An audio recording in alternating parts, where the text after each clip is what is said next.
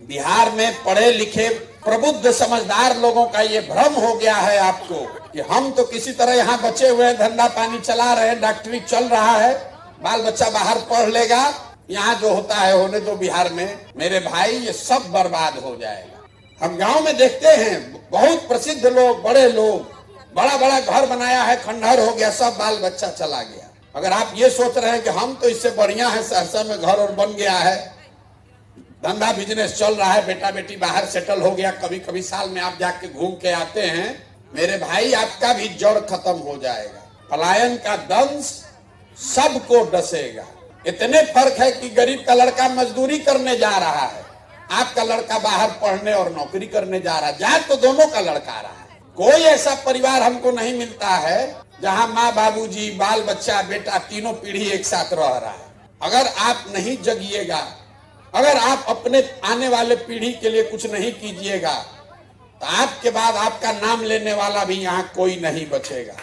बंगलोर में और अमेरिका में, दिल्ली के किसी फ्लैट में बहुत बड़े आदमी है तो फार्म हाउस में आपका बच्चा रह सकता है, लेकिन आपका जो अभिमान है, आपकी जो जमीन है, आपका जो जड़ है, वो नहीं बचेगा।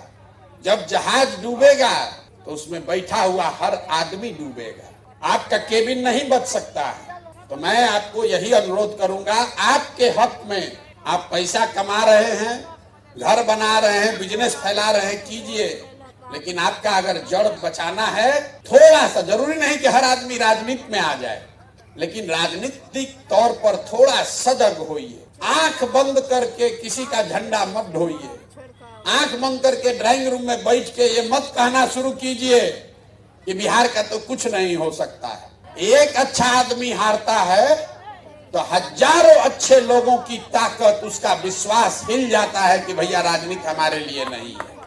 इसलिए कोई अच्छा आदमी खड़ा होता है तो आपकी इतनी जिम्मेवारी है, उसको एक ही वोट आपका है, कम से कम उस एक आदमी को तो वोट दीजिए। आप कह रहे कि जीत नहीं रहा, अरे भाई जीते हारे तुम अपना एगो वोट तो उसको दो, इतनी जिम्मेवारी तो आप अदा कर सकते हैं। लेकिन आप भी सोच रहे कौन सरकार बनाएगा, हमारा वोट कहीं बर्बाद ना हो जाए। अगर हर आदमी यही सोचेगा कि कौन सरकार बनाएगा, तो जितना लुटेरा लंपट है वही सरकार बना रहा है, उसी को आप वोट दीजिएगा। तो मेरा आपसे अनुरोध यही है कि अपने और अपने बच्चों के लिए सजग होइए, और कम से कम कोई हिम्मत करके सरकार में, समाज में खड़ा हुआ है, आप उसको एक वोट से ही मदद कर सकते हैं, एक वोट से ही मदद कीजिए।